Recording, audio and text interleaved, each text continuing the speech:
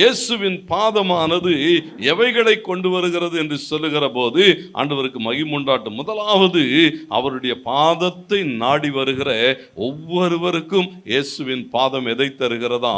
ஒரு பெரிய மன்னிப்பை தருகிறது. எவ்வளோ பெரிய குற்றவாளியாக இருந்தாலும், எத்தனை பெரிய பாவங்களை செய்திருந்தாலும், வேதம் சொல்லுகிறது, நீங்கள் இயேசுவின் பாதத்துக்கிட்ட வந்துட்டீங்கன்னா இயேசுவின் பாதம் என்ன செய்யுமா? உங்களுடைய வாழ்வின் எல்லா தப்பிதங்களை மன்னிக்கும். ஆண்டவர் மகிமைப்பட என்னோடு கூட லூக்கா எழுதின சுவிசேஷம் 7ஆம் அதிகாரம் 37, 38 வசனங்களிலே வாசிக்கிறோம். பாருங்க, இங்கே அவளை சொல்லப்பட்டிருக்கிறது, அவ என்னெல்லாம் செய்கிறாள் என்று சொல்லி. அந்த ஊரில் இருந்த ஒரு பெரிய பாவி இயேசு இருக்கிற இடத்தை அறிந்து கொள்ளுகிறாள். இயேசுவினிடத்தில் வந்தபோது வசனம் சொல்லுகிறது, அவள் அவருடைய பாதங்களுக்கு அருகே பின்னாக நின்று என்ன பண்ணாலும் போட்டிருக்கு தெரியுமா? அழுது கொண்டிருந்தாள்னு போட்டிருக்கு. ஏன்னா இயேசுனுடைய அந்த தேவ பிரசன்னத்தில் வருகிற போது அந்த பாவ உணர்வடைகிறதான அனுபவங்கள் அப்படியே உடைக்கப்பட்டு போகிறாள். கர்த்தருக்கு மகிமை உண்டாகட்டும். அவருடைய பாதத்தை பார்க்கிறாள். அங்கே சொல்லப்பட்டிருக்கிறது, அழுது கொண்டு தன் கண்ணீரினால என்ன செய்தாலாம்? அந்த பாதத்தை அப்படியே நனைத்து அந்த பாதத்தை தன்னுடைய கண்ணீரினாலே கழுவுகிறாள். தன்னுடைய தலைமுடியை கொண்டு என்ன செய்கிறாளாம்? அதை துடைக்கிறாள். தேவனுக்கு மகிமை உண்டாகட்டும். ஆச்சரியமா இருக்கும். அதை அப்படியே துடைத்து துடைத்து அவ என்ன செய்தான் போட்டிருக்கு தெரியுங்களா?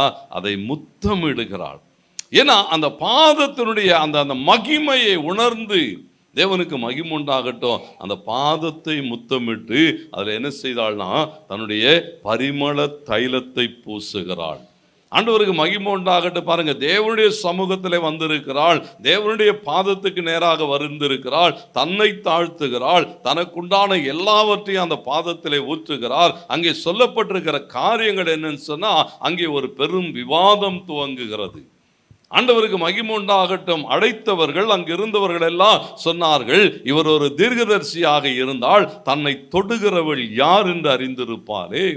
அடுத்து வருகிற நீங்கள் வசனங்களை வாசித்து பாருங்கள். அந்த 43வது வசனம் வரைக்கும் பெரும் விவாதங்கள்.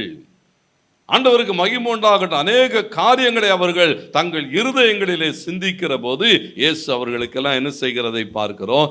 பதில் சொன்னார். எப்படிப்பட்ட பதிலா? ஒரு கடன் வாங்கினவன், அதிகமாய் கடன் பெற்றவன், அதிகமாய் மன்னிப்பை பெற்றவன் யார் அதிகமாய் நேசிப்பான் என்று சொல்லி ஒரு ஓமையோடு கூட பேசுகிறதை பார்க்க முடியும். ஆண்டவர் மகிமைப்பட நல்ல கவனிங்க. தேவனுடைய சமூகத்திலே தேவனுடைய பாதபடிக்கு நாம் வருகிற போதெல்லாம் சத்துரு அநேக நேரங்கள் என்ன செய்யறான்னு சொன்னா, ஆட்களை எழுப்புகிறான், காரியங்களை எதிராய் பேசுகிறான். தேவனுக்கு மகிமை உண்டாகட்டும். ஆனால் ஒன்றை ஞாபகம் வைத்துக் கொள்ளுங்கள், இயேசுவின் பாதத்தில் வந்துட்டீங்கன்னா நமக்காக பரிந்து பேச இயேசு எப்பொழுதும் உயிரோடு கூட இருக்கிறான்.